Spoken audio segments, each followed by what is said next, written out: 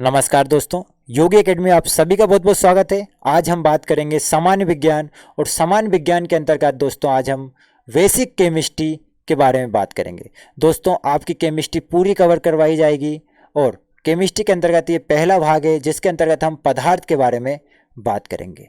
दोस्तों इस वीडियो की पीडीएफ आप हमारे टेलीग्राम ग्रुप से डाउनलोड कर सकते हैं। अगर आपने अभी तक हमारे टेलीग्राम ग्रुप को ज्वाइन नहीं किया है तो इस वीडियो की डिस्क्रिप्शन लिंक में आपको टेलीग्राम ग्रुप की लिंक मिल जाएगी। आप वहां से टेलीग्राम ग्रुप को ज्वाइन कर सकते हैं। हमारे टेलीग्राम ग्रुप का नाम है योगी एकेडमी। आप सर्च भी कर सकते हैं टेलीग्राम पर जाकर योगी एकेडमी और वहां से आपको पीडीएफ मिल जाएगी। दोस्तों ये सभी एग्जामों के लिए काफ़ी इंपॉर्टेंट रहेगी आज की क्लास, जो कि काफ़ी महत्वपूर्ण है पदार्थ के बारे में। तो चलिए दोस्तों शुरू करते हैं। पदार्थ, मैटर, पदार्थ या द्रव्य या मैटर। दोस्तों पदार्थ, द्रव्य या मैटर, आप द्रव्य को द्रव्य से कंफ्यूज मत करना। जो द्रव्य होता है वो होता है लिक्विड और जो द्रव्य होता है वो मैटर कहलाता है। चलिए दोस्तों बात करते हैं पदार्थ की। ये वह सामग्री है जिनका आकार, आकृति, बनावट अलग अलग होता है। जैसे कि दोस्तों आपके पास जो भी कुछ आपको दिखाई दे रहा होगा वो सब क्या है, पदार्थ है। लेकिन इसका आकार और आकृति क्या हो सकती है, अलग अलग हो सकती हैं। अच्छा, जिसके अस्तित्व का हम अपने ज्ञान इंद्रियों द्वारा अनुभव कर सकते हैं और जिस कोई भी पदार्थ है उसका अस्तित्व को हम अपनी ज्ञान इंद्रियों के द्वारा अनुभव कर सकते हैं, वही क्या कहलाता है दोस्तों, पदार्थ कहलाता है। अगर मैं इसके एग्जाम्पल देखूं, पत्थर, बादल, तारे, पौधे, पशु, पानी की बूंद, रेत के कण, ये सब क्या है, पदार्थ है। दोस्तों पदार्थ जो है वो रसायन विज्ञान की शाखा जो रहती है, रसायन विज्ञान की शाखा, जिसके अंतर्गत भी हम पदार्थों को गुणों और उसकी संरचना और संगठन के बारे में जो भी परिवर्तन होते हैं या इनकी जो भी प्रतिक्रिया या क्रिया होती है उसका जो अध्ययन किया जाता है उसी को ही रसायन विज्ञान कहा जाता है। दोस्तों रसायन विज्ञान या केमिस्ट्री, दोस्तों तो केमिस्ट्री का जो शब्द की जो उत्पत्ति हुई है ना, वो मिस्र के, जो मिस्र है उसके प्राचीन नाम, मिस्र का जो प्राचीन नाम था कीमिया, उसके नाम से इसकी उत्पत्ति हुई है। किसकी, केमिस्ट्री की। जैसे कि पदार्थ, दोस्तों आपने एक बीकर लिया और बीकर में क्या लिया आपने, जल लिया है दोस्तों। और जो जल है, जो जल को आपने बीकर में लिया है और उसमें एक चुटकी भरा आपने क्या डाल दिया है, एक चम्मच से उसमें आपने नमक डाला है। दोस्तों आप देखोगे, आप इसको अच्छी तरीके से हिलाओगे तो क्या होगा कि ये जो नमक होगा वो बीकर में पूरी तरीके से घुल जाएगा। और दोस्तों आप इससे एक अंदाज़ा लगा सकते हो कि पदार्थ के कण कितने छोटे हो सकते हैं जो कि पानी के अंदर घुल गए। आपने एक नमक लिया था, नमक चुटकी भर लिया था, लेकिन वो पानी के अंदर पूर्ण तरीके से घुल गया। तो आप इससे अंदाज़ा लगा सकते हो कि पदार्थ के कण बहुत छोटे होते हैं और इतने छोटे होते हैं कि जिसकी हम कल्पना भी नहीं कर सकते। दोस्तों एक और एग्जाम्पल आप ले सकते हो। आपने एक व्हीकल लिया और व्हीकल में क्या, पानी लिया और उसके अंदर आपने कलर डाल दिया। दोस्तों दिवाली है, पोताई चली रही होगी आपके इधर, तो आपने उसमें क्या करा, कलर डाला है। दोस्तों कलर डाला है आपने तो क्या होगा, कलर जो पानी है उसमें पूरी तरीके से घुल जाएगा और दोस्तों उसका वो आकार ले लेगा। दोस्तों तो आप इससे अंदाज़ा लगा सकते हो कि पदार्थ जो रहता है उसके कितने छोटे छोटे कण होते हैं जो कि पानी के अंदर पूरी तरीके से घुल गया है। तो आप इससे अंदाज़ा लगा सकते हो पदार्थ जो रहता है उसको अपन ने दो भागों में विभाजित कर दिया। एक भाग होता है दोस्तों भौतिक अवस्था जिसे कहा जाता है, और उसके आधार पर जो हम बात करेंगे, एक वो होता है भौतिक अवस्था और एक होता है पदार्थ की रासायनिक अवस्था। दोस्तों पदार्थ को इन दो चीज़ों के ही इर्द गिर्द घूमता है पदार्थ। दोस्तों भौतिक अवस्था के बारे में बात करेंगे और रासायनिक अवस्था के बारे में बात करेंगे। चलिए दोस्तों भौतिक अवस्था में जो आते हैं, जैसे कि भौतिक अवस्था में क्या होता है, ठोस, द्रव, गैस, ये सब भौतिक अवस्था के अंतर्गत आते हैं। और रासायनिक अवस्था के अंतर्गत तत्व, यौगिक और मिश्रण की बात हम करेंगे। चलिए दोस्तों भौतिक अवस्था को देखते हैं। पदार्थ की जो भौतिक अवस्था होती है वो तीन होती है। दोस्तों पदार्थ की जो भौतिक अवस्था होती है तीन होती है। चौथी और पांचवी अवस्था को भी खोज लिया गया है। दोस्तों जो पदार्थ की जो चौथी अवस्था होती है प्लाज्मा होती है, और पदार्थ की जो पांचवी अवस्था होती है बोस आइंस्टाइन कंडेंसेट, इसकी पांचवी अवस्था होती है बीईसी। दोस्तों पदार्थ की, लेकिन अभी हम तीन अवस्थाओं के बारे में बात करेंगे। पदार्थ की तीन अवस्थाएं, कौन कौन सी अवस्थाएं, ठोस, द्रव और गैस। दोस्तों ठोस की बात करूं तो आप ठोस में क्या ले लीजिए, एक लकड़ी का एक भाग ले लीजिए, एक पत्थर ले लीजिए आप। ओके, तो वो क्या होगा, एक ठोस होगा। द्रव्य की बात करूं तो द्रव्य में आप पानी ले लीजिए, पानी क्या होगा, एक द्रव होगा। गैस में आप कोई सी भी गैस ले सकते हैं, वो गैस कहलाएगी। दोस्तों आप देख रहे होंगे ठोस, आप मतलब महसूस कर रहे होंगे कि ठोस होता है क्या है, तो आप थोड़ा महसूस कीजिए ठोस। इसमें क्या होगा कि देखिए ये ठोस है, पूरा एक पत्थर है, ठोस है। जो ठोस होता है, जो उसके कण होते हैं वो क्या होते हैं, आपस में अच्छी तरीके से जुड़े हुए होते हैं। और दोस्तों ये गतिशील नहीं कर सकते। देखिए आप जो ये ठोस दिख रहे होंगे, बिल्कुल इनमें बिल्कुल भी गैप नहीं है, बिल्कुल भी गैप नहीं है। ये होता है ठोस। ठोस मतलब सॉलिड। दोस्तों अगर मैं इसी में आऊं द्रव्य में, तो द्रव्य के जो कण होते हैं, जो द्रव्य के जो कण होते हैं वो गति कर सकते हैं।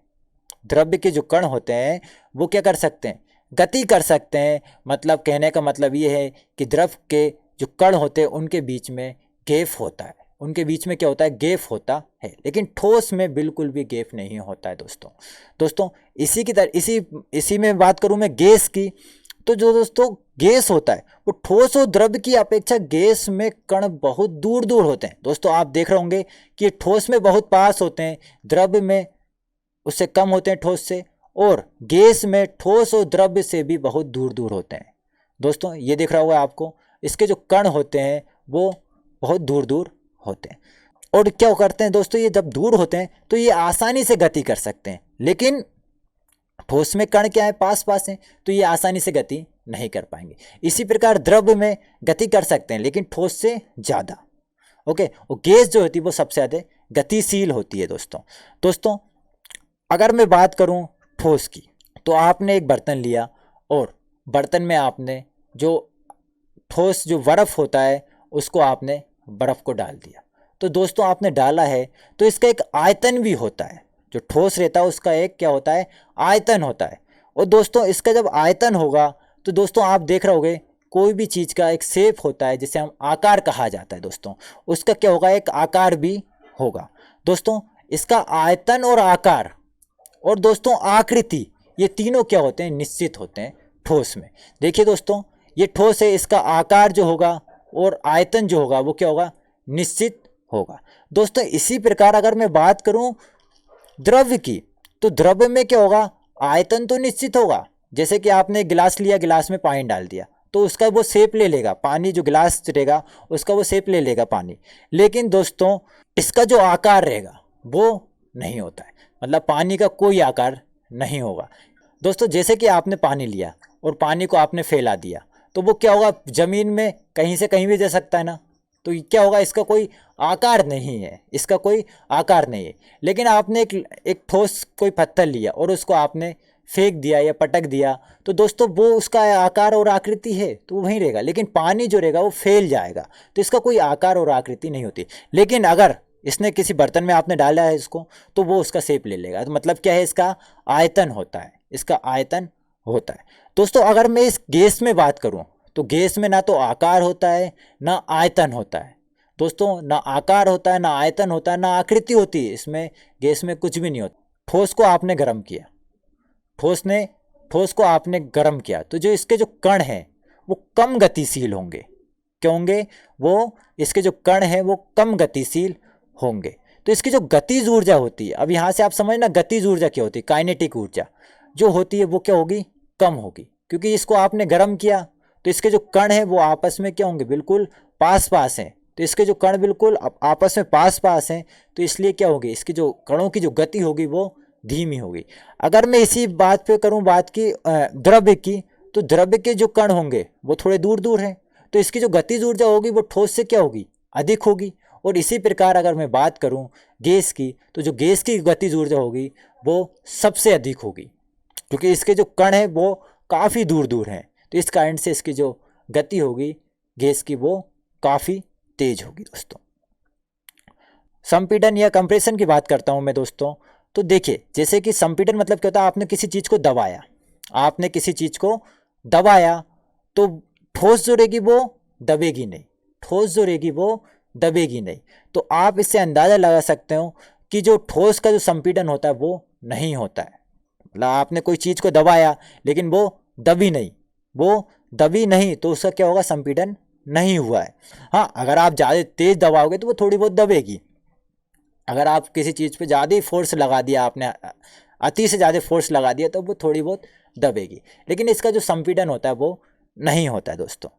अच्छा, क्यों नहीं होता? क्योंकि इसके जो अणु रहते हैं वो काफ़ी पास पास होते हैं। इसके जो अणु रहते हैं वो काफ़ी पास पास होते हैं, इस कारण से इसका संपीड़न नहीं होता है दोस्तों। अगर इसी बात की मैं द्रव्य में मैं बात करूं, इसकी संपीड़न की मैं बात करूं द्रव्य में, तो दोस्तों द्रव्य में क्या होता है कि अणु दूर दूर है। द्रव्य को दबाया तो दोस्तों वो दबेगा नहीं, लेकिन हल्का सा दब जाएगा। तो जो मैं कहने का मतलब ये है कि जो ठोस से इसका क्या होता है, संपीड़न इसमें होता है। लिक्विड जो तरल रहता है उसमें संपीड़न होता है, क्योंकि इसके जो अणु रहते हैं इनके मध्य की जो दूरी रहती है वो कम रहती है, इस कारण से हल्का सा ये दब जाएगा। इसी प्रकार मैं गैस के संपीड़न की बात करूं तो गैस का संपीड़न सबसे अधिक होता है दोस्तों। क्यों होता है? क्योंकि आपने गैस को, जैसे कि आपने एक गुब्बारा लिया, गुब्बारे में गैस को भरी और उसको दबाया तो वो दब जाएगा, तो इसका जो संपीड़न होगा वो सबसे अधिक होगा दोस्तों। घनत्व की बात करूं, डेंसिटी की बात करूं, तो ठोसों का जो ठोस रहते हैं उसके घनत्व सबसे अधिक होता है, द्रव्य का उससे कम होता है, और गैस का सबसे ज़्यादा कम होता है घनत्व। ठोस और इनके देखते हैं, ये देख लीजिए आप, जो ठोस का जो आकार और आकृति होती है वो कैसी होती है, निश्चित होती है, आयतन निश्चित होता है, संपीड़न नहीं होता है, और गतिज ऊर्जा सबसे कम होती है।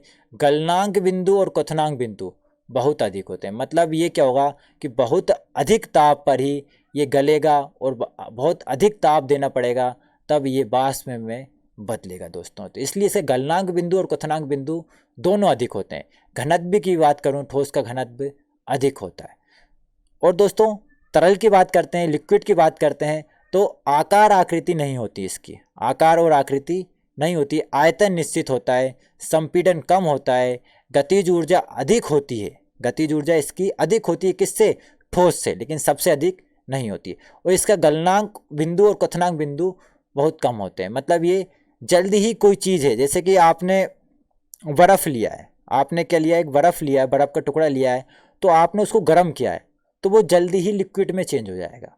और जैसे ही आपने लिक्विड को और ज़्यादा गर्म किया और ज़्यादा हीट दी तो वो क्या हो जाएगा, वाष्प में परिवर्तन हो जाएगा। तो उसका जो क्वथनांक बिंदु होता है वो भी कम होता है। तो गलनांक बिंदु और क्वथनांक बिंदु बहुत कम होते हैं। घनत्व की बात करूँ तो इसकी जो डेंसिटी होती है वो कम होती है तरल की। गैस की बात करें दोस्तों तो गैस कम है। देखो इसका ना आकार होता, ना आकृति होती, और ना इसका आयतन भी निश्चित नहीं होता है दोस्तों। और इसकी जो गतिज ऊर्जा रहेगी, काइनेटिक ऊर्जा जिसे कहा जाता है, वो क्या होगी, बहुत अधिक होगी। संपीड़न अच्छे से होती है, संपीड़न हो सकती है। अच्छा, विसरण की क्रिया सबसे अधिक होती है दोस्तों। इसमें विसरण की जो क्रिया होती है वो सबसे अधिक होती है दोस्तों। जैसे कि आप जानते होंगे कि प्रसार के बारे में आप जानते होंगे। आप मसाले तल रहे हैं और जो उसकी जो खुशबू है वो आपको काफ़ी दूर तक मिलेगी दोस्तों। जैसे कि मैं एक एग्जांपल ऐसा भी ले सकता हूँ, अगरबत्ती को आपने जलाया तो जो उसकी जो गैस है उसका प्रसार क्या होगा, बहुत तेज़ी से होगा। और इसके कारण क्या होगा कि गैस जो रहेगी वो बहुत अधिक गति से प्रसार करेगी, और उसकी जो महक रहती है, वो खुशबू जो आती है वो अपन से, वो प्रसार के कारण होती है। तो गैसों का जो प्रसार होता है वो सबसे अधिक होता है। और उसी प्रकार दोस्तों द्रव्य की बात करूं तो द्रव्य का प्रसार गैस से कम होता है। द्रव्य का प्रसार गैस से कम होता है। जैसे कि आप चाय बना रहे हो तो चाय की खुशबू थोड़े मतलब कम दूरी तक जाएगी और कम समय के लिए आएगी। तो द्रव्य जो होता है वो द्रव्य का प्रसार कम होता है, और ठोस का प्रसार सबसे ही कम होता है। चलिए दोस्तों अब बात करते हैं पदार्थ की चौथी और पांचवी अवस्था के बारे में। दोस्तों जो पदार्थ की जो चौथी अवस्था होती है वो होती है प्लाज्मा। दोस्तों प्लाज्मा को आप ब्लड वाला प्लाज्मा मत समझना दोस्तों, ये ब्लड वाला प्लाज्मा बिल्कुल ही नहीं है दोस्तों। ये क्या है, इस अवस्था में कण अत्यधिक ऊर्जा वाले अधिक उत्तेजित होते हैं दोस्तों। जब प्लाज्मा आता है, प्लाज्मा में क्या होता है, एक कंडीशन होती है, इसमें कण क्या होंगे कि वो अत्यधिक उत्तेजित होते हैं। इसमें जो कण रहते हैं वो अत्यधिक उत्तेजित होते हैं। ये प्लाज्मा की अवस्था है, और यही कण आयनीकृत गैस के रूप में होते हैं दोस्तों। जब आयनीकृत गैस रहती है, जैसे कि आपने देखा होगा जो नियॉन बल्ब होते हैं, जो फ्लोरेसेंट ट्यूब होते हैं, उनमें जो प्लाज्मा भरा जाता है, उसमें क्या भरा जाता है, प्लाज्मा भरा जाता है। और क्योंकि उसके जो आयनीकृत गैस रहती है वो काफ़ी उत्तेजित होती है दोस्तों, जो इलेक्ट्रॉन और जो आयन होते हैं वो काफ़ी उत्तेजित होते हैं, इसके कारण क्या होता है कि वो अच्छे तरीके से रोशनी दे पाते हैं दोस्तों ये क्या होता है, इसके अंदर नियॉन गैस, फ्लोरेसेंट ट्यूब के अंदर हीलियम या अन्य गैस भी होती है। विद्युत ऊर्जा के प्रवाहित होने पर यह गैस आयनीकृत यानी आवेशित हो जाती है। दोस्तों जैसे कि आपने विद्युत चालू करी तो उसके अंदर जो बल्ब होगा उसके अंदर क्या होगा कि जो गैस रहेगी वो आयनीकृत हो जाएगी और वो आवेशित हो जाएगी। इस कारण से ही क्या होगी कि वो उसके अंदर प्लाज्मा तैयार हो जाएगा, और जब प्लाज्मा तैयार हुआ तो वो चमकीला प्लाज्मा होगा। दोस्तों आपने देखा होगा कि जो सूर्य और तारे रहते हैं, जो सूर्य और तारे रहती हैं और उसकी जो चमक रहती है वो भी किस कारण से रहती है, प्लाज्मा के कारण से रहती है। उच्च तापमान के कारण ही तारों में प्लाज्मा बनता है। चलिए दोस्तों बात करते हैं पदार्थ की पांचवी अवस्था जिसका नाम है BEC। क्या है, BEC, बोस आइंस्टाइन कंडेंसेट इसका नाम होता है। दोस्तों इस जो पदार्थ की जो पांचवी अवस्था है उसकी खोज 1920 में की थी, और इसके जो पहली जो गणना की थी वो सत्येंद्र बोस ने की थी। किसने की थी, भारत के वैज्ञानिक थे एस सत्येंद्र नाथ बोस, ओके, उनके द्वारा इसकी गणना की गई थी। और इन्हीं गणनाओं के आधार पर अल्बर्ट आइंस्टाइन ने पदार्थों की एक नई अवस्था की भविष्यवाणी की थी, जो कि पदार्थ की जो कौन सी अवस्था होती है, बोस आइंस्टाइन कंडेंसेट होती है, BEC। दोस्तों इसके लिए इनको नोबेल पुरस्कार से भी सम्मानित किया गया है, अल्बर्ट आइंस्टाइन को। और दोस्तों जो पदार्थ की जो पांचवी अवस्था होती है कि सामान्य वायु के घनत्व के 1 लाख विभाग जितने कम घनत्व वाली गैस को बहुत ही कम तापमान पर ठंडा करने से BEC तैयार होती है। देखो एक तो पहली बात आप समझना कि कम घनत्व वाली गैस, पहली बात क्या है, कम घनत्व वाली गैस, पहले उसका जो घनत्व होना चाहिए वो कम होना चाहिए, और उसका जो तापमान है वो भी क्या होना चाहिए, कम होना चाहिए। कितना कम होना चाहिए, -273.15 डिग्री सेंटीग्रेड तक इसका तापमान होना चाहिए। उसके नीचे जो तापमान रहेगा वहाँ पर जो पदार्थ की जो पांचवी अवस्था है बोस आइंस्टाइन कंडेंसेट वो तैयार होती है दोस्तों। तो आप याद रखना पदार्थ की जो पांचवी अवस्था रहती है वो बोस आइंस्टाइन कंडेंसेट होती है। काफ़ी महत्वपूर्ण क्वेश्चन और काफ़ी बार एग्जाम में ये पूछा गया है। चलिए दोस्तों अब बात करते हैं पदार्थ की अवस्था। अच्छा, जो पदार्थ की जो अवस्था होती है वो तापमान और दाब पर निर्भर करती है। दोस्तों तापमान और दाब पर ही पदार्थ की अवस्था में बदलाव आता है। अगर अपन ने तापमान अधिक दिया है, दाब कम करा है, दाब अधिक करा है, तो पदार्थ की अवस्था में जो चेंजेस होते हैं उसके बारे में आज बात करेंगे। चलिए दोस्तों, जैसे कि कोई ठोस चीज़ है मेरे पास, और जैसे कि मेरे पास मान लीजिए कि बर्फ़ का टुकड़ा है, और बर्फ़ को जैसे ही मैंने हीट देना चालू करा तो क्या होगा, ये बर्फ़ का टुकड़ा पिघल जाएगा, और पिघल के क्या हो जाएगा, लिक्विड में चेंज हो जाएगा। मतलब जैसे ही मैंने इसको हीट देना चालू की तो ये क्या होगा, लिक्विड में चेंज हो जाएगा या द्रव्य में चेंज हो जाएगा। दोस्तों जैसी द्रव्य को, जैसे कि अब मैं द्रव्य में चेंज हो गया और द्रव्य को फिर से मैंने हीट देना चालू करा और अधिक हीट दी तो ये क्या होगा कि गैस की अवस्था ये वाष्प होकर उड़ जाएगा। तो दोस्तों ये होता है चेंज कैसे करते हैं अपन इसको, मतलब ठोस से क्या होगा, द्रव्य में चेंज कैसे होगा, और द्रव्य से गैस में चेंज कैसे होगा। और दोस्तों इसका ही उल्टा कर दीजिए, आप गैस को क्या करिए, आप ठंडा कीजिए तो क्या होगा, ये लिक्विड में चेंज होगा, और लिक्विड को और ज़्यादा ठंडा करोगे आप तो ये किस में चेंज हो जाएगा, ठोस में चेंज हो जाएगा। जो कब होता है ये दोस्तों, जब डायरेक्ट ठोस से क्या करो आप लिक्विड में नहीं आई, ठोस से कोई चीज़ लिक्विड में नहीं आ रही है, डायरेक्ट गैस में चेंज हो रही। जैसे दोस्तों नेपथलीन की गोलियां जो रहती हैं, आप बाथरूम और कपड़ों में जो रखते हो, वो नेपथलीन की जो गोलियां रहती हैं वो क्या होती हैं कि डायरेक्ट ठोस से किस में चेंज हो जाती हैं, गैस में चेंज हो जाती है। और कपूर, जैसे कि आपने देखा हो कपूर को आपने रख दिया, हाँ कपूर क्या है, ठोस है, और जो एक रूम टेम्परेचर पे होता है, ये किस पे होता है, एक रूम टेम्परेचर पे ये क्रियाएं होती हैं दोस्तों। जैसे कपूर को रखा और कपूर क्या होगा, डायरेक्ट लिक्विड में नहीं आएगा, डायरेक्ट क्या होगा, वो गैस में चेंज हो जाता है। तो इसी को कहते हैं ऊर्ध्वपातन या सब्लिमेशन की क्रिया।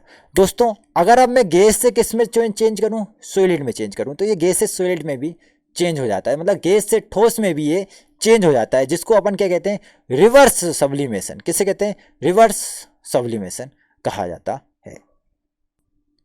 जैसे कि दोस्तों अब मैं इसी की बात करता हूँ। जैसे कि क्या हो रहा था, ये सॉलिड है और सॉलिड को अपन ने क्या करा, हीट दी, तो ये गल रहा था ना। क्या हो रहा था, ये गल रहा था। क्या हो रहा था, ये गल रहा था। तो इसका जो होगा वो गलनांक बिंदु होगा। एक बिंदु पे आकर ये क्या हो रहा है, गल रहा है। तो इसका क्या कहते हैं, इसको मेल्टिंग पॉइंट कहा जाता है। मतलब कोई एक कोई भी पदार्थ है जिसको अपन क्या कर रहे हैं, हीट दे रहे हैं, और एक वो उस गलनांक बिंदु पर आकर पूरी तरीके से लिक्विड में चेंज हो जाता है, तो उसे गलनांक बिंदु कहा जाता है। दोस्तों इसी प्रकार अगर मैं लिक्विड की बात करूं, और लिक्विड को क्या कर रहे हैं अपन, अब बाष्पीकरण कर रहे हैं। क्या कौन सी क्रिया कर रहे हैं दोस्तों, बाष्पीकरण की क्रिया कर रहे हैं। अगर मैं बाष्पीकरण करूं, मतलब लिक्विड को क्या करा मैंने, हीट दी और ज़्यादा, तो ये क्या होगा, ये चेंज हो जाएगा किसमें, बाष्पीकरण से। तो एक बिंदु होता है जिसे अपन कहा जाता है क्वथनांक बिंदु। तो ये जो क्वथनांक बिंदु होता है, क्वथनांक बिंदु पर आकर क्या हो जाता है, ये चेंज हो जाता है, जिसे अपन क्या कहते हैं, बॉइलिंग पॉइंट इसे कहा जाता है। अब दूसरी क्रिया क्या होती है कि गैस को आप क्या कर रहे हैं, लिक्विड में चेंज कर रहे हैं, तो क्रिया होती है संघनन की क्रिया। किसकी क्रिया होती है, संघनन की क्रिया होती है। कंडेंसेशन जिसे कहा जाता है संघनन की क्रिया को, वो होती है जब गैस को अपन लिक्विड में चेंज कर देते हैं, और लिक्विड से अपन क्या कर रहे हैं, गैस में चेंज कर रहे हैं। तो फ्रीजिंग कर दीजिए, आप जमा दीजिए किसी भी चीज़ को, तो क्या हो जाएगी, वो लिक्विड से किस में, ठोस में चेंज हो जाती है दोस्तों। तो दोस्तों आप याद रखना कि ये चीज़ें होती हैं। ठोस में क्या करिए आप, अशुद्धि मिला दीजिए। क्या मिला दीजिए, अशुद्धि आपने मिला दी। मतलब बर्फ है आपके पास, और बर्फ में क्या मिला दीजिए आपने, नमक मिला दिया। बर्फ है आपके पास और बर्फ में क्या मिला दीजिए आपने नमक मिला दिया। तो दोस्तों क्या होगा कि जो बर्फ होगा वो धीरे धीरे पिघलेगा। क्या होगा कि धीरे धीरे पिघलेगा। मतलब अशुद्धि मिलाने पर मेल्टिंग पॉइंट जो होता है वो घट जाता है। मतलब जो उसके गलने की जो प्रोसेस है वो क्या हो जाती है, कम हो जाती है। तो याद रखना, काफ़ी बार क्वेश्चन पूछा जाता है कि जब अपन ने अशुद्धि मिला दी किसी चीज़ में, ये बर्फ़ में अपन ने नमक मिला दिया, तो उसका जो मेल्टिंग पॉइंट होगा बढ़ेगा या घटेगा। तो जो उसका जो गलनांक बिंदु होता है वो बढ़ता है या घटता है। तो आप याद रखना, उसका जो गलनांक बिंदु है वो क्या हो जाता है, कम हो जाता है या घट जाता है। जैसे बॉइलिंग पॉइंट है, ओके। जैसे कि आप अंडा उबाल रहे हैं, क्या कर रहे हैं आप, अंडा उबाल रहे हैं, और अंडा को उबाला, और आपने जो उबाल रहे हैं जिस पानी में, आपने उस पानी में क्या करा, नमक को मिला दिया। क्या कर दिया, नमक को मिला दिया और अंडा रख दी दोस्तों। तो अब क्या होगा, ये तेजी से उबलने लगेगा, मतलब जल्दी उबल जाएगा। और ये जल्दी उबलने की क्रिया को ही क्या कहा जाता है, बॉइलिंग पॉइंट। अच्छा, बॉइलिंग पॉइंट होगा इसका, वो क्या होगा, बढ़ जाएगा। इसका जो बॉइलिंग पॉइंट है वो बढ़ जाएगा, मतलब जो उबलने की जो क्रिया है वो क्या हो जाएगी, बढ़ जाएगी। तो इसी को कहा जाता है बॉइलिंग पॉइंट। इसका क्या होगा, इसका जो बॉइलिंग पॉइंट होगा वो क्या हो जाएगा, बढ़ जाता है दोस्तों। चलिए दोस्तों, आप ये दोनों क्वेश्चन याद रखना। काफ़ी बार पूछे जाते हैं कि अशुद्धि मिलाने पर जो गलनांक बिंदु होगा वो कम होता है या ज़्यादा होता है। तो आप याद रखना, अशुद्धि मिलाने पर गलनांक बिंदु घट जाता है, और जो क्वथनांक बिंदु होता है अशुद्धि मिलाने पर क्या हो जाता है, बढ़ जाता है। तो आप ये याद रखना। चलिए दोस्तों, अब बात करते हैं पदार्थ या द्रव्य का वर्गीकरण। दोस्तों पदार्थ या जो द्रव्य का वर्गीकरण किया गया है, पदार्थ को द्रव्य कहा जाता है, आपको पता ही है, ओके। जो वर्गीकरण किया गया है वो मिश्रण और शुद्ध पदार्थ में, इसके दो भागों में इसको विभाजित किया गया है। दोस्तों मिश्रण की बात करते हैं तो मिश्रण को समांगी मिश्रण और विसमांगी मिश्रण में विभाजित किया गया है, और शुद्ध पदार्थ को तत्व और यौगिक में विभाजित किया गया है। दोस्तों मिश्रण की बात करते हैं तो मिश्रण, जैसे आपको नाम से ही पता चल रहा होगा, किसी चीज़ का मिश्रण। जैसे कि जल में क्या मिला दिया मैंने, पानी को मिला दिया, तो ये एक तरीके से मिश्रण तैयार हो गया है ना। तो दोस्तों इसी को कहा जाता है मिश्रण। क्या कहा जाता है, मिश्रण। और शुद्ध पदार्थ की भी अपन बात करेंगे। पहले देखते हैं समांगी मिश्रण। दोस्तों समांगी जो मिश्रण होता है वो क्या होता है, देखिएगा आप। जैसे कि समांगी जो मिश्रण है उसकी जो परिभाषा है वो एक तरीके से क्या होगा, समांगी मिश्रण, मतलब नाम से ही आपको पहचान में आ रहा होगा कि समांगी मिश्रण मतलब सामान्य जो मिश्रण होगा। इसमें क्या होगा कि एक दूसरे में जो पूर्णता विलय हो जाए, एक दूसरे में पूर्णता क्या हो जाए, मिश्रित हो जाए, एक दूसरे में पूर्णता मिश्रित हो जाए। जैसे कि चीनी में क्या मिला, जो अपन ने पानी में क्या मिला दिया, चीनी को मिला दिया, तो जो पानी में जो चीनी को मिलाया है वो चीनी क्या होगी, पानी में पूरी तरीके से मिश्रित हो जाएगी। तो दोस्तों इसी को कहा जाता है समांगी मिश्रण। और दोस्तों विसमांगी मिश्रण क्या होगा, जैसे कि इसमें क्या होगा, जो इसके जो कण है वो क्या होंगे, आपस में अच्छी तरीके से मिश्रण नहीं हो पाएंगे। तो ये विसमांगी मिश्रण, जैसे कि मैं एग्जांपल देता हूँ आपको। जैसे कि आपने एक पानी लिया, आपने एक गिलास लिया, और गिलास में क्या करा, आपने मिट्टी डाल दी। क्या डाल दिए, मिट्टी डाल दिए। तो दोस्तों ये कंकड़ डाल दिया, मिट्टी डाल दी, कंकड़ डाल दिया, या आपने कोई बर्तन लिया उसमें दाल डाल दी, या और कोई भी सामान आप डाल सकते हो जो कि मिश्रण नहीं होगा, जो पूरी तरीके जो मिश्रित नहीं हो वो आप इसमें डाल दीजिए दोस्तों। तो क्या होगा कि आप खुद देख रहे होंगे कि इसमें जो मिश्रण हुआ है वो नहीं हुआ पूरी तरीके से, मतलब मिश्रण हुआ ही नहीं है। कंकड़ को आप अगल कर सकते हैं, ओके, और दाल को भी आप अगल कर सकते हैं। तो इसका जो मिश्रण है ना वो नहीं हुआ, तो इसी को कहा जाता है विसमांगी मिश्रण। कहने का मतलब यही है कि इसमें जो एक दूसरे से जो कण हैं वो पूर्णतः मिश्रित नहीं होते हैं दोस्तों, तो इसी को कहा जाता है विसमांगी मिश्रण। बात करते हैं शुद्ध पदार्थ की। दोस्तों शुद्ध पदार्थ, जैसे कि नाम में ही सब कुछ छुपा हुआ है, शुद्ध पदार्थ, इसके जो लक्षण होते हैं वो मिश्रण से बिल्कुल भिन्न होते हैं दोस्तों। मिश्रण में आपने देखा होगा कि मिश्रण के जो लक्षण है वो अगल हैं, जैसे दाल में चीनी मिला दी है तो उसे किसी भी अनुपात में मिला रहे थे अपन, लेकिन शुद्ध पदार्थ में आपको इस चीज़ का ख्याल रखना पड़ेगा। तो शुद्ध पदार्थ जो है वो मिश्रण से इसके जो लक्षण होते हैं वो क्या होते हैं, बिल्कुल भिन्न होते हैं। और दोस्तों आप इसके संगठन की बात करोगे तो इसका जो संगठन होगा वो निश्चित होता है। इसका जो संगठन होता है वो क्या होता है, निश्चित होता है। और दोस्तों आप देख रहे होगे कि मिश्रण में क्या कर रहे थे आप, किसी भी अनुपात में कोई भी सामान मिला रहे थे, लेकिन शुद्ध पदार्थ में क्या करोगे आप, उसका अनुपात आपको निश्चित करना पड़ेगा, उसको अनुपात आपको निश्चित करना पड़ेगा और उसी अनुपात में आपको मिलाना पड़ेगा। जैसे दोस्तों अपन जल का जो फार्मूला होता है H2 होता है, क्या होता है H2 होगा तो वो H2 से ही बनेगा, तो ये होता है शुद्ध। क्या होता है, ये शुद्ध कहलाता है दोस्तों। नहीं तो आपने पता चल रहा है कि H3 कर दिया है, H3O कर दिया, तो ये इसका एक अनुपात है, इसका जो एक अनुपात है क्या है, 2:1 में मिलाना पड़ेगा, तो ये कहलाता है शुद्ध पदार्थ। लेकिन इसका कोई अनुपात नहीं है, ओके, तो इससे और कोई चीज़ बन जाएगी दोस्तों, जल नहीं बनेगा, इससे और कुछ बन जाएगा। तो ये होते हैं दोस्तों शुद्ध पदार्थ। अब शुद्ध पदार्थ में क्या क्या आते हैं, तत्व आता है और यौगिक आता है। शुद्ध पदार्थ में क्या क्या आते हैं, तत्व और यौगिक आते हैं दोस्तों। तत्व क्या होते हैं और यौगिक क्या होते हैं, देखिए तत्व होते हैं जो एक ही प्रकार के कण होते हैं। तत्व मतलब क्या होता है, एक ही प्रकार के कण हो, मतलब इसमें परमाणु अणु होते हो, जो परमाणु अणु होते हैं वो एक ही प्रकार के होते हैं। जैसे कि जो अपनी जो आवर्त सारणी है उसमें जो 118 तत्व है वो क्या है, तत्व कहलाते हैं दोस्तों। जैसे कि hydrogen, helium, lithium, beryllium, boron, carbon, nitrogen, oxygen, जितने भी तत्व हैं, हाँ, वो क्या कहलाएंगे, जितने भी तत्व हैं वो तत्व कहलाते हैं। यौगिक की बात करें दोस्तों, यौगिक जो होता है दोस्तों वो क्या होता है कि जो तत्व रहते हैं वो तत्व के जो परमाणु हैं, जो अणु हैं, उनसे मिलाकर इसको तैयार किया जाता है यौगिक को। जैसे कि तैयार किया गया अपन ने H2, तो इसमें जो देखो ये तत्व है और ये तत्व के अणु परमाणु से मिलकर क्या बनता है, यौगिक बनता है। इसी को कहा जाता है यौगिक। जो H2O हो गया, HCl हो गया अपने पास, या Ca2 हो गई अपने पास, या CO2 हो गई अपने पास, तो दोस्तों ये क्या है, यौगिक कहलाते हैं। और जो यौगिक रहते हैं उसमें एक निश्चित मात्रा होती है, निश्चित अनुपात होता है इसका।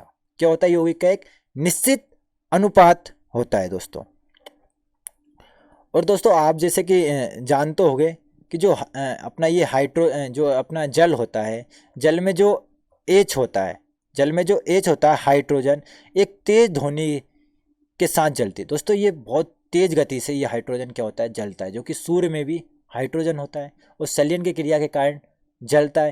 जो सूर्य में जो हाइड्रोजन होता है वो 4 हाइड्रोजन मिलकर क्या बनाते हैं, हीलियम बनाते हैं। इस कारण से क्या होती है, उसमें संलयन की क्रिया होती है।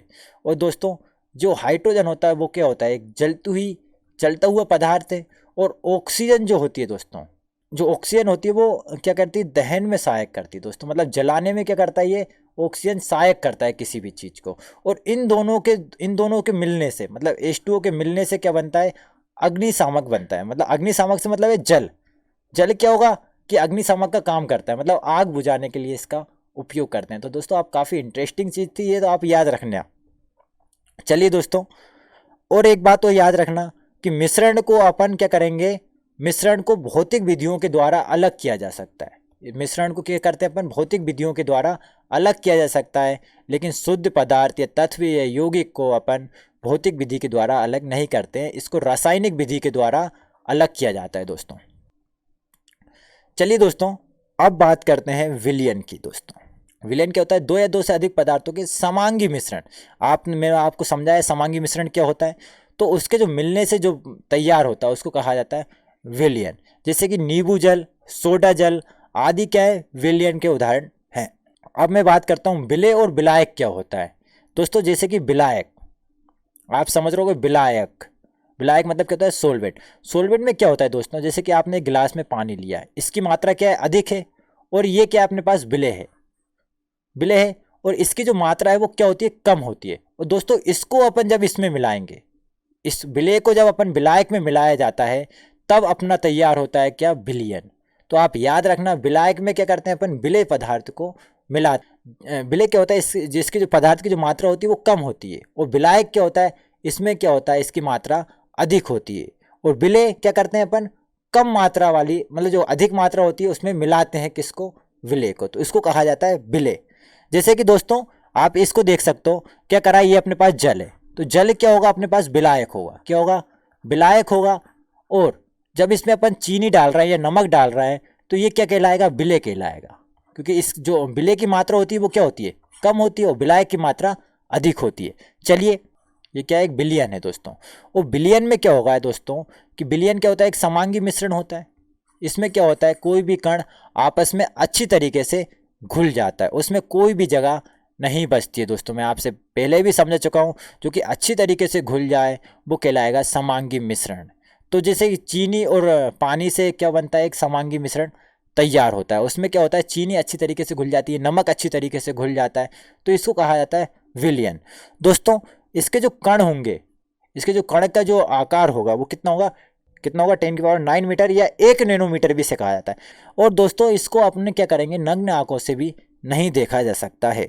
और क्या होगा दोस्तों, कि इसमें अपन जब टॉर्च मारेंगे, तो टॉर्च रहेगी वो इसमें से नहीं निकल सकती है, क्या होगा, इसमें से नहीं निकल सकती है टॉर्च, टॉर्च की जो रोशनी है, जो प्रकाश है, वो इसमें से नहीं निकलता है दोस्तों, किसमें से, विलयन में।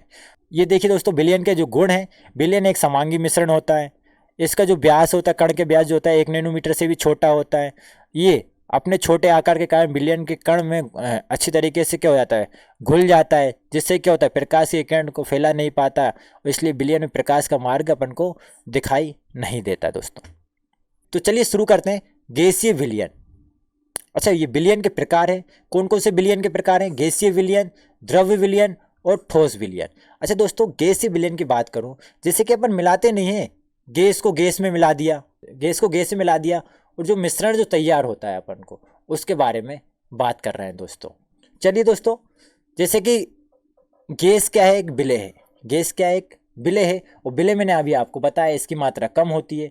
और विलायक, किसको, अपन गैस को गैस में मिला रहे हैं, मतलब इस गैस की जो ये गैस है, इसकी मात्रा क्या है, कम है, और इसकी मात्रा क्या है, अधिक है।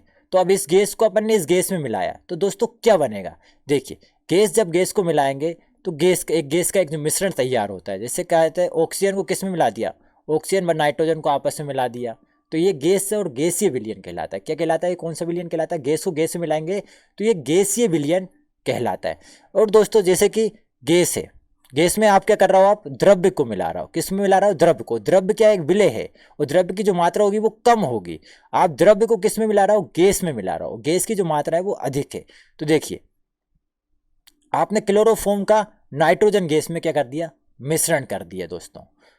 इसी प्रकार ठोस, आप क्या कर रहे हो, ठोस, ठोस को किस में मिला रहा हो, आप गैस में मिला रहा हो। ठोस की जो मात्रा है वो कम है, और गैस की जो मात्रा है वो अधिक है, मतलब गैस क्या है, विलायक है यहाँ पे, और ठोस क्या है, एक विलेय पदार्थ है दोस्तों। जब ठोस को आपने गैस में मिलाया, जैसे कि आपने कपूर है, कपूर क्या है, ठोस है, और कपूर को आपने क्या करा, नाइट्रोजन गैस में मिला दिया।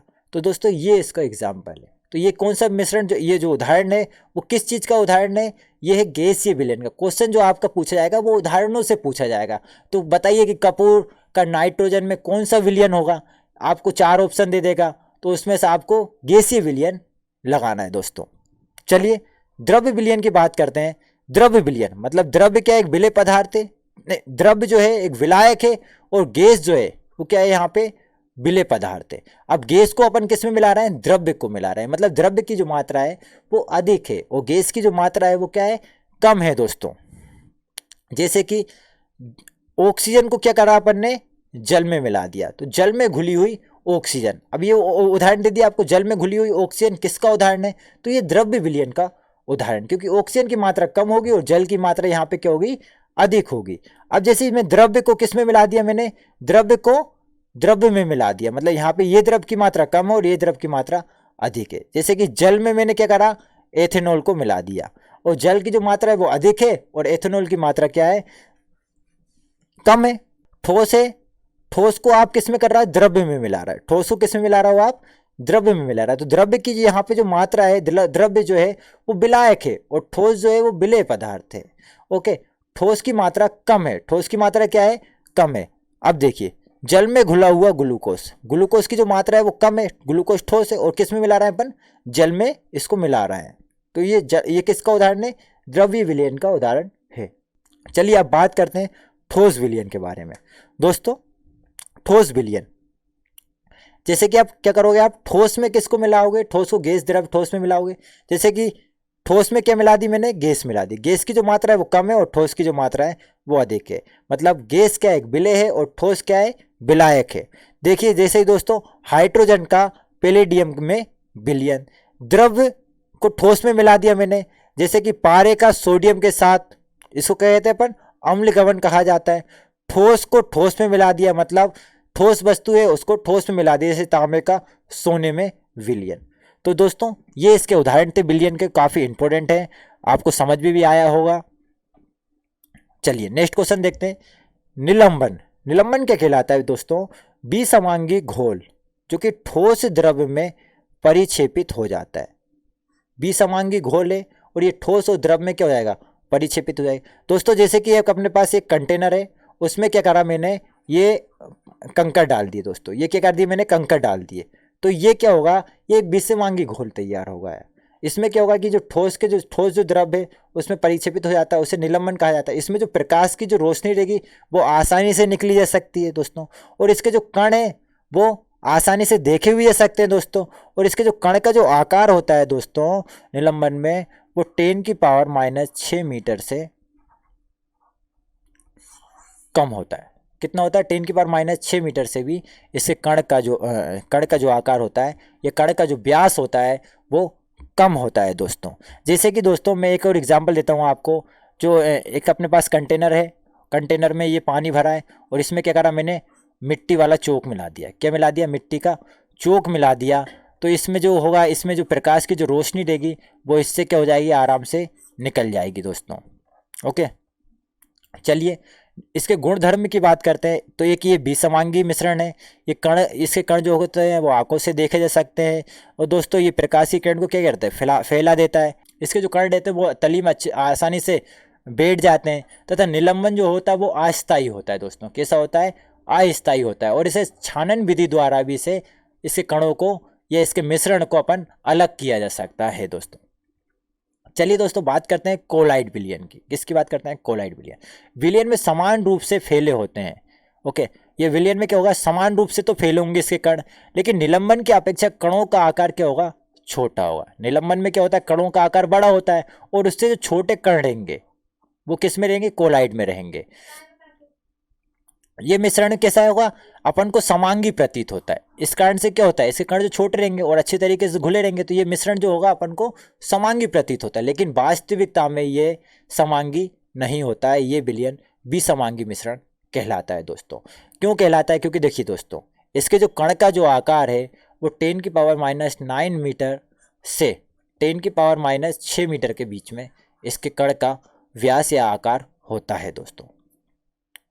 और इससे जो होगा वो प्रकाश, देखो विलयन में से प्रकाश नहीं निकल पा रहा था, लेकिन कोलाइड में से जो प्रकाश होगा वो निकल जाएगा। कम निकलेगा लेकिन निकल जाएगा दोस्तों। ओके, निलंबन में से पूरी तरीके से निकलता है। जैसे कि इसके जो उदाहरण आप देखते होंगे दोस्तों, मैं इसके उदाहरण की बात करता हूँ। जैसे कि आपने कोहरा देखा होगा, क्या देखा है, कोहरा। कोहरा किसका उदाहरण है, कोलाइड का उदाहरण है। दूध, दूध भी किसका उदाहरण है? कोलाइट का एक उदाहरण है दोस्तों। और टिंडल जो प्रभाव है वो भी किसका है? कोलाइट में। आप चलिए दोस्तों इसके उदाहरण की बात करते हैं। तो फोम, फोम किसका उदाहरण है? इसके उदाहरण पूछे जाते हैं दोस्तों। फोम किसका उदाहरण है? तो ये कोलाइट का उदाहरण है। मिल्क, मिल्क भी क्या है? कोलाइट का उदाहरण है। इससे प्रकाश की किरण निकल जाती है दोस्तों। ओके, ब्लड जो खून होता है वो भी किसका उदाहरण है? कोलाइट का उदाहरण है। स्मोक, स्मोक भी किसका है? कोलाइट का उदाहरण है। जो डिटर्जेंट अपन यूज़ करते हैं घरों में वो भी कोलाइट का उदाहरण है। जो जेल, जो बालों में जो जेल लगाई जाती है वो भी किसका उदाहरण है? कोलाइट का उदाहरण है। पेंट कोलाइट का उदाहरण है। और जो कॉस्मेटिक जो सामान आता है, क्रीम पाउडर, ये सब भी क्या है? कोलाइट के एक उदाहरण है दोस्तों। इसके उदाहरण आप याद रखना, काफ़ी इंपॉर्टेंट है। कोलाइट के गुणधर्म की बात करते हैं तो ये एक विसमांगी मिश्रण है। कोलाइट के कणों का आकार छोटा होता है, पृथक रूप से आंखों से नहीं देखा जा सकता है। ये इतने बड़े होते हैं कि प्रकाश की किरण को फैलाने में उसके मार्ग को दृश्य बनाते हैं दोस्तों। मतलब इतने बड़े होते हैं कि इसके मार्ग को दृश्य बनाते हैं। जैसे कि देखिए दोस्तों, ये चित्र में देखिए, आप दिख रहा होगा आपको, सूरज की रोशनी है। ओके, वो निकल रही है, वो निकल रही है उसमें से। तो मतलब इसके कण इतने भी छोटे नहीं होते कि ये प्रकाश की किरण को, प्रकाश के मार्ग को रोक सकें। लेकिन क्या हो रहा था दोस्तों, विलयन में क्या हो रहा था, इसके कण इतने छोटे थे कि ये प्रकाश का जो प्रकाश रहता है उसके मार्ग को क्या कर रहे थे? ये रोक रहे थे। ये कहलाता है विलयन। ओके, चलिए दोस्तों, अब मैं कोलाइट की बात करता हूँ। कोलाइट के जो उदाहरण हैं उनके बारे में मैं बात करता हूँ दोस्तों। देखिए दोस्तों, ये काफ़ी इम्पोर्टेंट है और आपके एग्ज़ाम में भी काफ़ी पूछा जाता है दोस्तों। चलिए दोस्तों, कोलाइट के उदाहरण की बात करते हैं। कोलाइट्स के उदाहरण की बात करते हैं तो देखिए दोस्तों, मैं बात करता हूँ बिल्कुल सिंपल। जैसे कि ये जो पदार्थ है तो मतलब क्या होता है दोस्तों? विलय। क्या होता है? विलय होता है। और परिक्षेपण मतलब क्या होता है? विलायक होता है। क्या होता है? विलायक होता है दोस्तों। अब मैं बात कर रहा हूँ दोस्तों, किसकी बात कर रहा हूँ मैं? सबसे पहले गैस विलायक की। किसकी बात कर रहा हूँ? गैस विलायक की। तो दोस्तों देखिएगा, ये है अपने पास विलायक, ये एक ये है, एक ये है, और ये दोनों विलायक हैं गैस वाले। ओके, तो गैस में अपन क्या कर रहे हैं? जैसे कि गैस में मैंने क्या मिलाया? द्रव्य मिलाया। गैस में क्या मिला दिया मैंने? द्रव्य मिला दिया। तो ये जैसे कि गैस में मैंने द्रव्य मिलाया, जैसे कि अपने पास देखा होगा, जो ओस की बूंद रहती है वो क्या होगी? द्रव्य के आकार की होंगी। और इसको क्या कर दिया मैंने? गैस में मिला दिया। मतलब द्रव्य की मात्रा यहाँ पे क्या है? कम है, और गैस की मात्रा क्या है? अधिक है। तो गैस में मैंने क्या कर दिया? द्रव्य को मिला दिया। तो दोस्तों आप देखोगे, ये कोहरा जो उदाहरण है, कोहरा जो उदाहरण है वो किसका उदाहरण है? द्रव्य को गैस में मिलाए। तो एरोसोल का जो उदाहरण देता है दोस्तों, ये एरोसोल का एक प्रकार है। किसका प्रकार है? एरोसोल का। तो आपसे ऐसे क्वेश्चन पूछे जाएंगे, एरोसोल का प्रकार क्या है? कोहरा क्या है? एरोसोल का प्रकार, एरोसोल का प्रकार है दोस्तों। बादल, कुहासा जो होते हैं वो किसके हैं? एरोसोल के प्रकार हैं दोस्तों। दोस्तों अब गैस में मैंने क्या करा? गैस में मैंने ठोस को मिलाया। ठोस की जो मात्रा है वो कम है और गैस की जो मात्रा है वो अधिक है। जब मैं ठोस को गैस में मिलाता हूँ दोस्तों, जैसे कि दोस्तों आपने देखा होगा कि कोई कोयला है, उसको मैंने जला दिया, तो जो ठोस था ना पहले कोयला, वो क्या होगा? अब गैस के रूप में मिल गया। मतलब गैस की यहाँ पे मात्रा क्या थी? अधिक थी, और ठोस की जो मात्रा थी वो कम थी। तो ये भी किसका उदाहरण है? एरोसोल का उदाहरण है। इसको कहा जाता है, जैसे धुआं किसका उदाहरण है? एरोसोल का उदाहरण है। मतलब ठोस को अपन गैस में मिला रहे हैं। स्वचालित वाहन का निथार, ये भी क्या है? एरोसोल का उदाहरण है। चलिए दोस्तों, गैस की बात करते हैं। अब मैं बात करता हूँ जैसे द्रव्य में, द्रव्य की बात करता हूँ। द्रव्य क्या है? एक विलायक है। क्या है? एक विलायक। गैस को क्या कर रहा हूँ मैं? द्रव्य में मिला रहा हूँ। मतलब गैस की जो मात्रा है कम है और द्रव्य की जो मात्रा है वो अधिक है। ये जो प्रकार होता है उसको कहा जाता है फोम प्रकार। क्या कहा जाता है? फोम प्रकार। जैसे कि शेविंग क्रीम, द्रव्य की मात्रा अधिक होती है और उसमें क्या मिला देते हैं? गैस मिला देते हैं। देखिए दोस्तों, अब मैं बात करता हूँ द्रव्य। द्रव्य में किसको मिला दिया मैंने? द्रव्य को मिला दिया। द्रव्य में किसको मिला दिया? द्रव्य को मिला दिया। तो ये कौन सा प्रकार है? इमल्सन का उदाहरण है। देखिए दोस्तों, जैसे कि दूध, द्रव्य को किस में मिला दिया मैंने? दूध में मिला दिया। फेस जो क्रीम रहती है उसमें क्या होता है? द्रव होता है, और द्रव्य को द्रव में मिला दिया। तो ये किसका उदाहरण है? इमल्सन का उदाहरण है। अब बात करता हूं दोस्तों ठोस को। ठोस की मात्रा यहाँ पे कम है और द्रव्य की मात्रा यहाँ पे अधिक है। ठोस को द्रव्य में मिला रहा हूँ, तो ये कौन सा रूप कहलाएगा, ये कौन से प्रकार कहलाएगा, सोल कहलाएगा। जैसे कि दोस्तों कीचड़, कीचड़ में क्या होता है दोस्तों, कुछ ठोस पदार्थ होते हैं ठोस, और उसको क्या कर दिया अपन ने, द्रव्य में मिला दिया, तो ये कीचड़ बन जाती है। तो ये किसका उदाहरण है, सोल का उदाहरण है। किसका उदाहरण है, सोल का। ऐसी मैग्नीशियम मिल्क जो रहता है वो भी किसका उदाहरण है, सोल का उदाहरण है। अब इसी प्रकार गैस की मात्रा यहाँ पे कम है, ठोस की मात्रा यहाँ पे अधिक है। गैस को मैं किस में मिला रहा हूँ, ठोस में मिला रहा हूँ, तो ये कौन सा प्रकार होगा, फोम का प्रकार होगा। कौन सा प्रकार होगा, फोम। फोम जो होता है रबड़, स्पंज और प्यूमिस इसका उदाहरण है दोस्तों। द्रव्य की बात करता हूं मैं, द्रव्य की मात्रा यहाँ पे कम है, ठोस की मात्रा यहाँ पे अधिक है। जब मैं द्रव्य को किस में मिला रहा हूँ, ठोस में मिला रहा हूँ, तो मतलब ये कौन सा रूप होगा, कौन सा प्रकार होगा, ये जेल वाला प्रकार होगा। जैसे कि जेली, पनीर, मक्खन द्रव्य रहता है, उसको द्रव्य को अपन ने क्या करा, ठोस में मिला दिया। तो दोस्तों ये इसको उदाहरण है। ठोस को मैं ठोस में मिला दूं, जैसे कि रंगीन पत्थर, दूध या कांच, तो ये क्या कहलाएगा, ठोस सोल का उदाहरण है। चलिए दोस्तों, ये थी आज की वीडियो, जो कि काफ़ी लंबी हो गई है आपकी क्लास, लेकिन काफ़ी इम्पोर्टेंट था। आई होप कि आपको सब कुछ समझ में आया होगा दोस्तों। अगर दोस्तों इस वीडियो से आपका कोई भी सुझाव हो तो आप कमेंट बॉक्स में कमेंट करके दे सकते हैं दोस्तों। और अगर वीडियो आपको अच्छी लगी हो तो दोस्तों लाइक कीजिएगा, और अपने दोस्तों में ज़्यादा से ज़्यादा इस वीडियो को शेयर भी कीजिएगा दोस्तों। इस वीडियो की PDF आपको हमारे टेलीग्राम ग्रुप से मिल जाएगी, और टेलीग्राम ग्रुप को आप ज्वाइन भी कर लीजिएगा दोस्तों। इसी के साथ मैं आपसे इजाज़त लेता हूं। अगर आपने अभी तक चैनल को हमारे सब्सक्राइब नहीं किया तो एक बार सब्सक्राइब कर लीजिएगा दोस्तों। धन्यवाद।